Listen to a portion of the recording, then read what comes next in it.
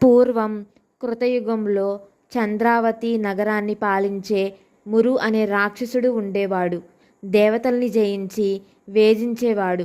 విష్ణువు వానితో 1000 యుద్ధం చేసి అలసిపోయి విశ్రాంతికై ఒక గుహలో చేరి నిద్రించాడు.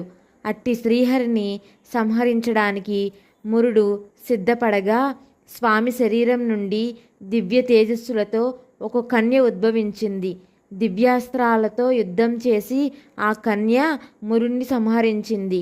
విష్ణువు మేల్కొని ఆ కన్యను మరణించియున్న మురుణ్ణి చూచి ఆశ్చర్యపోయి కన్య నమస్కరించి జరిగినదంతా విష్ణువుకి విన్నవించింది. సంతోషించిన విష్ణువు ఆమెను వరం కోరుకోమన్నారు. ఆమె ఆనందంతో, దేవా, నేను ఏకాదశి నాడు నీ శరీరం నుండి ఉద్భవించాను కనుక నా పేరు ఏకాదశి. నా వ్రతం చేస్తూ ఈనాడు ఉపవాసం ఉండేవారు సంసార బంధాల నుంచి తరించేటట్లుగా వరమిచ్చి అనుగ్రహించండి అని ప్రార్థించింది.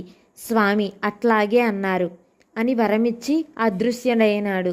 నాటి నుండి ఏకాదశి వ్రతం భక్తితో ఆచరించేవారు సకల పాపాల నుండి విముక్తులై విష్ణులోకాన్ని పొందుతారన్న ప్రసిద్ధి వచ్చింది.